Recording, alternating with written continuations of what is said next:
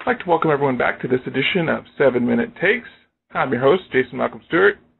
We appreciate you taking some time out of your busy schedule to sit down and go with us through the wonderful world of genre film. To those in the United States, we want to wish you a happy Independence Day weekend as we are taping on the 1st. To our friends in Canada, we say to you, Happy Independence Day as well. As you have already gone through your celebratory phase today, we will get with all of our wonderful celebrations on the 4th, which is Monday, which marks the day that several men got together in a hot, muggy room in Philadelphia and signed a letter. Yes, America, the only place that celebrates Independence Day on a day when independence was not actually achieved, but given the wonderful confidence of us Yankees, we knew that somehow, some way, we were going to have independence, whether anyone liked it or not, even though it was not fully achieved for another 4.5 years. But I digress on my history lesson. Today we have 3 films we're going to be taking a look at as we dig into the viewing crates. 2 of these films have actually been in wide release for a while. One of them came out this week. Our first film up is the Blu-ray release of EMILIE. And EMILIE actually was in theaters last year. It's actually been out on Blu-ray for probably the better part of a month. But we are finally getting to our review from the presser.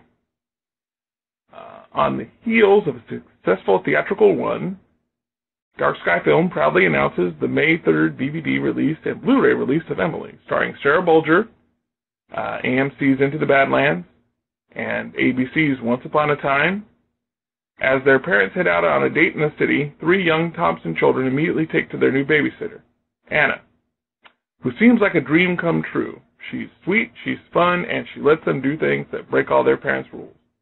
But as Anna's interactions with them take on a more sinister tone, the kids realize their caretaker may not be who she claims to be.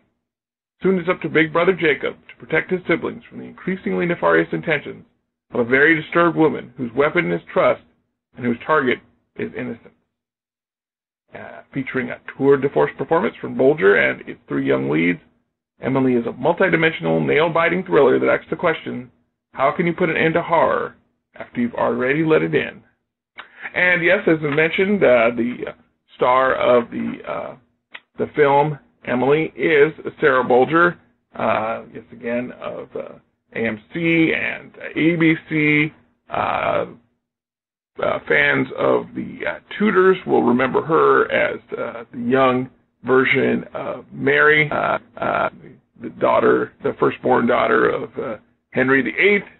And as for the execution and interest of EMILIE, I must say it is a noble attempt.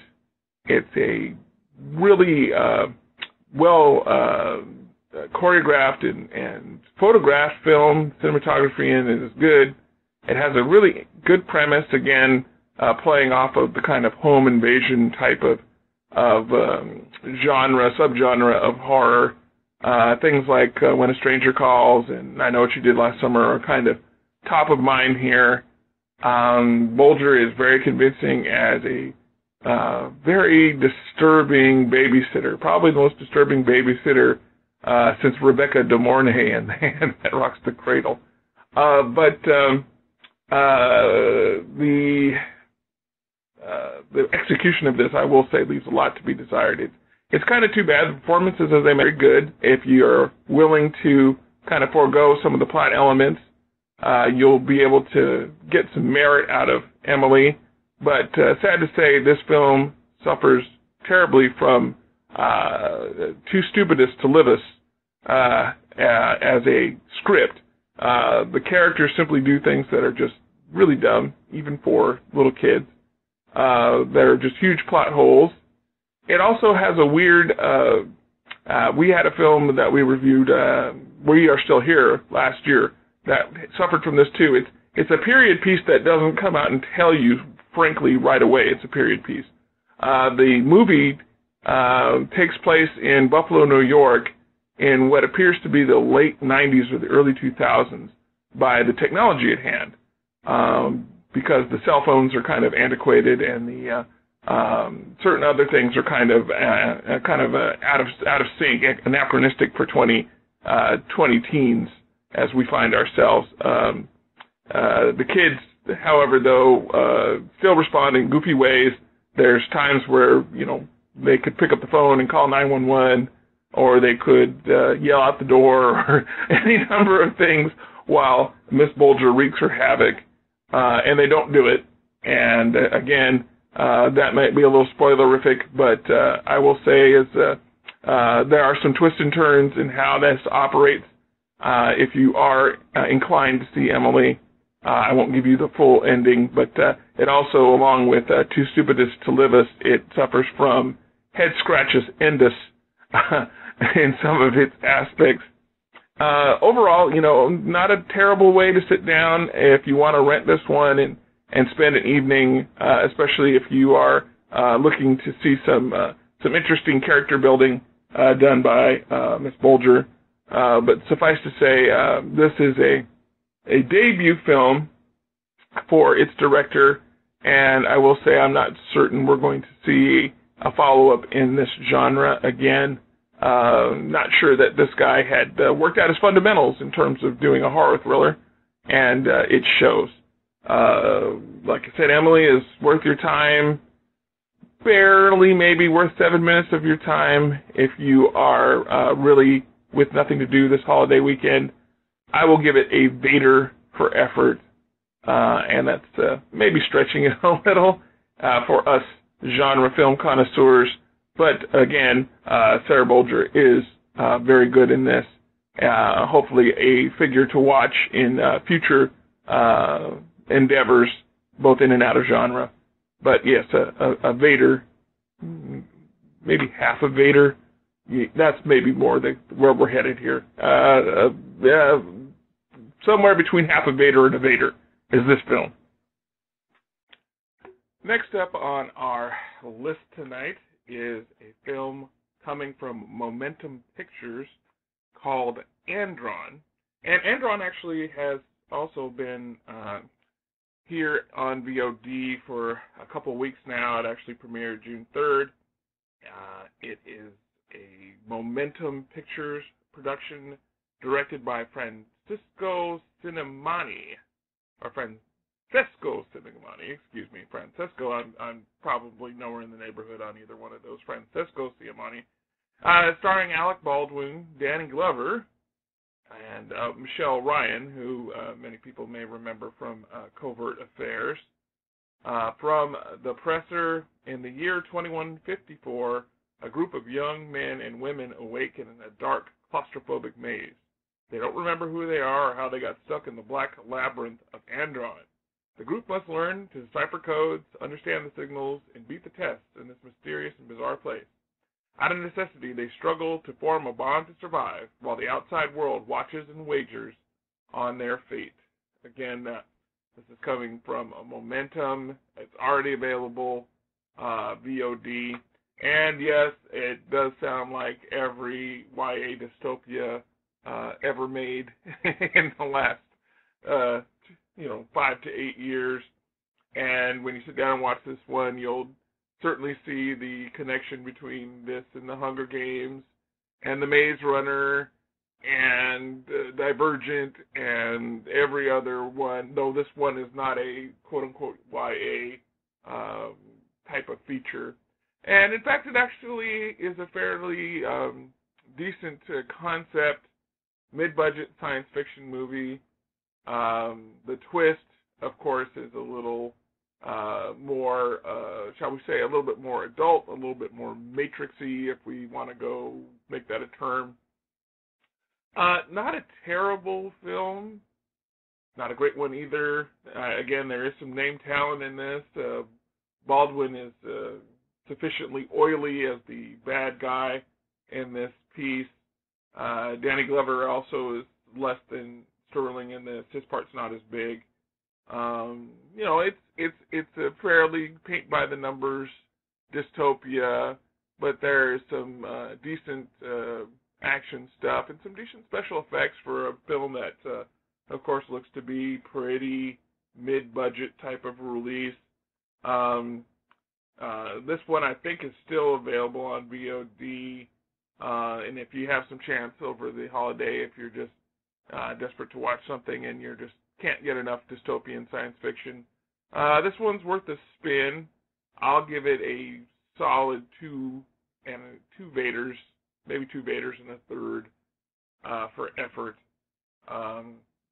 But definitely, you know, something to watch if there's really nothing else to do. Our third film that we're looking at this week is a film coming from IFC Midnight that will be dropping day and date on the 24th, and there will be actually a walk premiere in New York, but it was available VOD as of the 24th. And this is the film Intruder, which is a pretty standard home invasion type of thriller. It is, again, IFC production, a film by Travis Zarwini, or Travis Z, as he goes by in the actual production. The cast, Louise Litton, some may remember her from some of Eli Roth's films. I want to say specifically, well, typical of me, I can't remember off the top of my head which Eli Roth film she was in, but it'll appear in the notes. John Robinson and Moby. Yes, folks, Moby, the famed techno musician DJ of the 90s, makes an appearance in the film. And again, this is from the presser. A young cellist, Louise Litton, settles for a few relaxing days holed up in her apartment. But as a violent storm rages outside, she can't shake the feeling that someone is watching her every move. Cleverly toying with the rules of suspense, director Travis Z, yeah, I told you, writings maximum terror from everyone's worst nightmare. You may not be alone. And yes, if you can't tell already from that presser, it is straight out of the cloth of a thing like When a Stranger Calls, I Know What You Did Last Summer. I'm trying to think of any serious home invasion thrillers. You know, we've had more recent years things like You're Next, Last House on the Left. Oh, well, Last House on the Left, of course, is an older film, but they've made a newer version. Think along those lines, and you'll kind of be in the ballpark for Intruder. Regretfully, with Intruder, I will say, is it probably would have been a better film if it had gone more for the parody end, something more like Scream, or even the Scary Movie type of send-up of the subgenre. This thing is deadly serious, deadly dull, badly put together, narratively all over the place, and to be honest, not that interesting. Again, the most, I think, commendable thing about this particular film is its star, Miss Linton, is the producer of this film, and this comes from her publication and production house that she, I guess, is putting together in order to kind of boost her career. She wouldn't be the first actress, mid-level kind of actress, who took advantage of the horror genre to kind of catapult herself into a more visible limelight. However, given the flaws of this, she's going to have to go back to the drawing board in terms of producing, if she wants to get into this kind of mid-lane horror product kind of thing. She's got to get some better writers and some better directors. Mr. Z is a capable hand with the camera. It's framed and shot nicely. but he should fire himself as a writer. This thing really never gets going. It throws out, just plot points and little false herrings, and there are certain characters that are clear red herrings in the story about who is the actual stalker. Some of the stalker scenes defy credibility. If you are so brave as to want to sit down and watch this, you'll see the cat and mouse game gets to an absurdist level before things kind of resolve. And then when they do resolve, oh my goodness. Well, when they do resolve, let us just say that the ending leaves a lot to be leaves a lot to be desired. It lacks quite a bit in terms of resolving what happens here. And one of the gimmicks the film does is the actual twist comes at the actual very last frame of the movie. I don't want to give away too many spoilers, but you do have to kind of hold on through the credits to actually see the resolution of the piece. Again, I don't want to be a spoilerific here, but if you sit through this, you kind of deserve what you get. I've really got to say, I'm very sad to see that this is a bit of a fumble for IFC. As was noted earlier in our review, we've had some dip back into some of these subgenres of the horror, the home intruder and the stalker and the crazy caretaker kind of thing. This is a definite miss.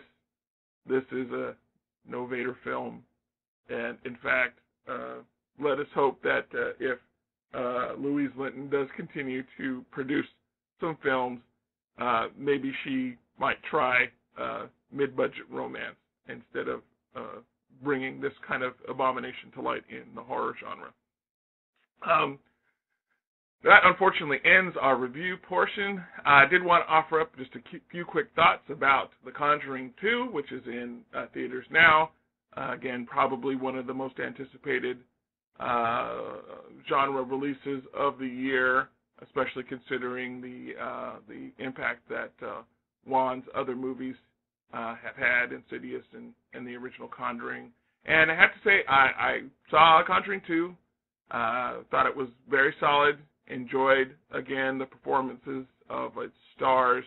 I think the story was not as well executed as Conjuring 1.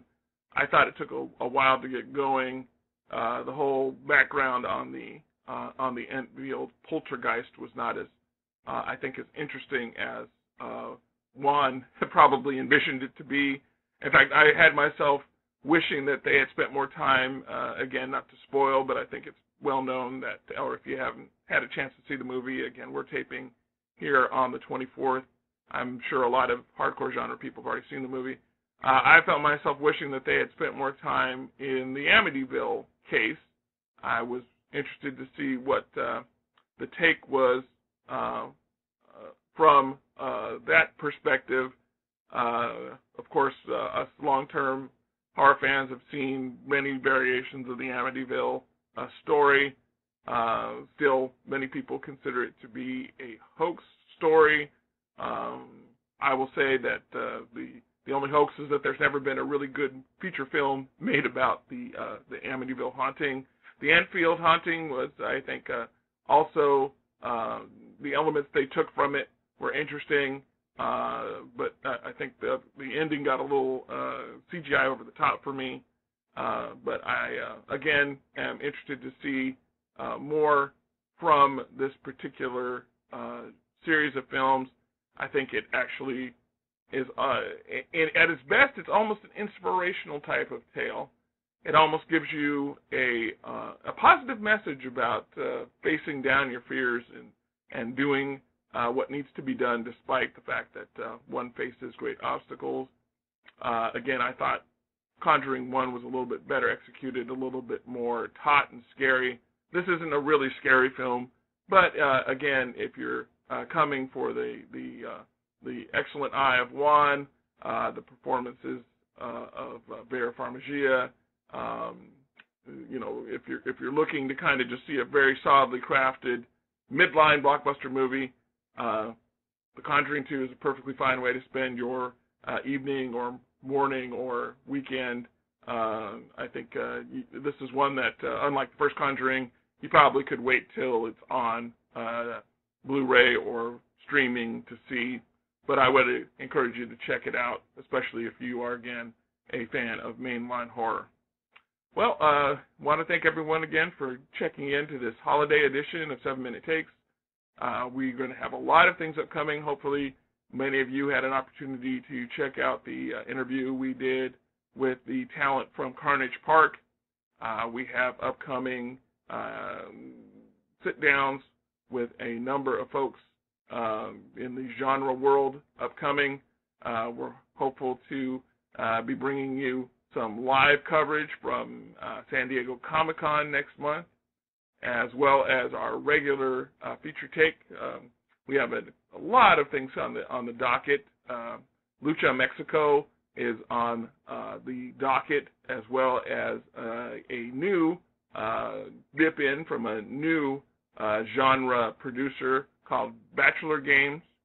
We're also going to be discussing some of the other upcoming releases coming for the fall. And actually, we will, by the time we probably reconvene for the review edition of 7 Minute Takes, we will have our thoughts on The Purge 3 election year, which seems to be an overarching theme this year.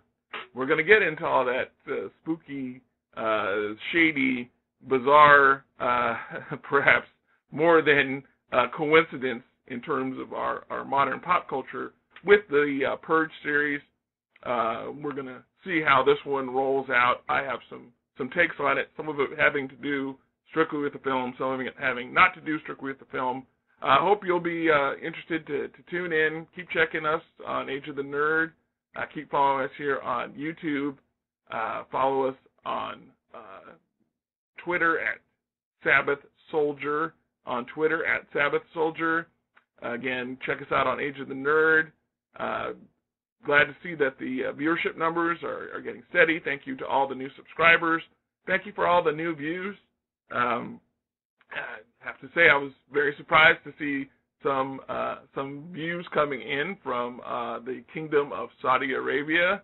I'm not sure even how many of the films that we review can be shown in the Kingdom of Saudi Arabia, but for those of you who are interested in what we are talking about here, we appreciate it. Once again, this is your host, Jason Malcolm Stewart. Appreciate you again partaking in all things genre, and I'll catch you on the flip side.